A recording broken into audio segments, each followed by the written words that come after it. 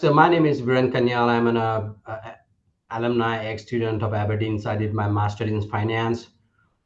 Brief introduction, I'm into wealth management for past 20 years. So basically, I manage money for high net worth clients, mostly in Silicon Valley. That includes investment management, trust planning, taxes, and a lot of other things. Hmm. So kind of a high level introduction of myself. I love what I do. So I'll be part of this interview. I'm glad to be here. Thank you very much. And could you please walk us through your educational journey? Yeah, so it's been pretty interesting. I've done a lot of different things. I've done computer science, hotel management, uh, and of course, finance, master's in finance. Besides that, I've done CFP, which is a certified financial planner, Hmm. which focuses on financial planning, investment management, tax planning, and everything.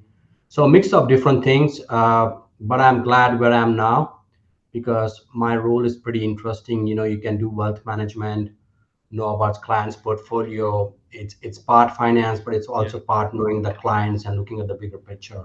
Hmm. Yeah. And could you please tell me why did you decide to do your master's at University of Aberdeen? So a couple of things like already had a good experience in the field, but I was looking for some flexible curriculum. That was one of the Hmm. main reason, and also a good university. So the combination of both, I thought Aberdeen was a good mix for my background, Hmm. which give me a lot of I can work on my free time, but at the same time, the curriculum really resonated to me what I was looking for. Hmm. uh, and it was pretty flexible program. I've heard about from other people, so it was just mutual thing. So I thought, this is a good fit Yeah. for me, giving all the flexibility and everything from a good university. Yeah. That's very interesting. Are there any maybe courses you particularly enjoyed, like Oh, modules? there's a lot of things because this was very hands-on. So every time there was a task or an assignment, Hmm. whether it was about portfolio planning or tax projections or getting few companies to analyze that. So it's very difficult for me to pinpoint because it's been a while. Hmm. But I think they did a good job about keeping things interesting as much as possible. And I thought it was very practical for your relevant lifestyle to the business. So Yeah. it wasn't theory. So I like the practical aspect of it because what you learn, you can apply in your day-to-day life. Yeah, of course. And did you always know that you want to go into financial industry after graduation? Not means I kind of knew because my brother was also into wealth management with UBS in Singapore. Hmm. And I thought there's a huge gap in this industry because a lot of people make money, but they don't know how to manage the money, and it can get very complicated. So I think for my personality, being a people's Hmm. person, but at the same time, number crunching and other things, it's a good marriage. It's a good mix. Yeah. And what do you do in your day-to-day job?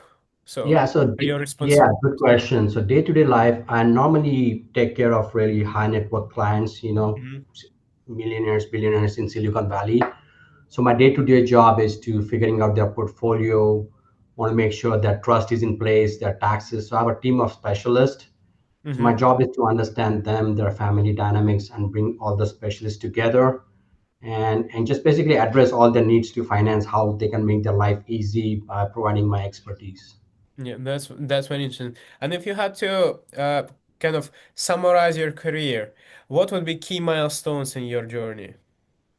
So key milestone is over the 20 years, I would say just growing my business pretty significantly in a short period of time.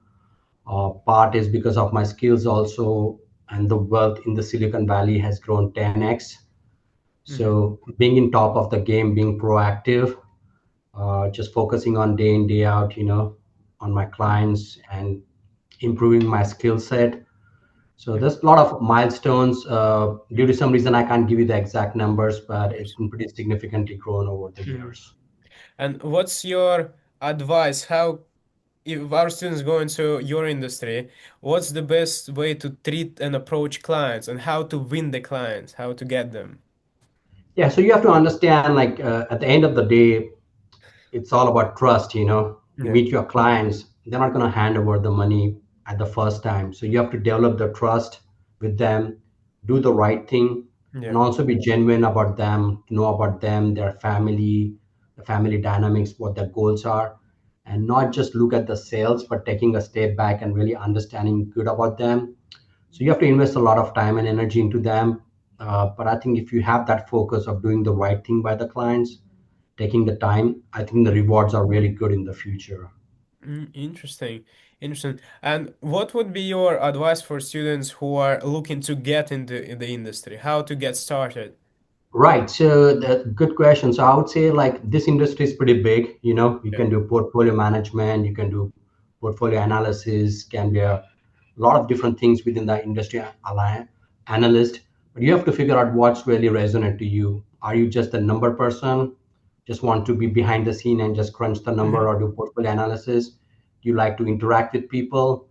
Or you want to do other things like compliance and all these things. So the first step will be to really take a time to understand what makes you happy, what you're good at. Hmm. Uh, but at the same time, it takes time. You have to start somewhere. So I started with some brokerage house or an Yeah. investment firm. So it might take you 2 3 years to really figure out what your niche is, what your quality is. So be patient on this. Yeah. It won't happen overnight. It might take you a few years just to figure out which place you want to go into the industry, Hmm. and just keep working every day, be focused. Yeah. Thank you very much. And what are some of the trends, maybe like AI or something else, which are Mhm. changing the industry of wealth management? Right, it is. So definitely AI is the big buzzword. Everyone wants to use AI for a lot of things. So it is definitely changing the industry, doing some analysis and coming up with some patterns and thematic behaviors. So that's helping the industry.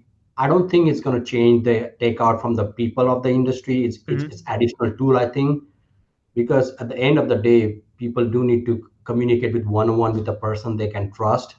So Yeah. AI, I think, is a good tool to expedite things.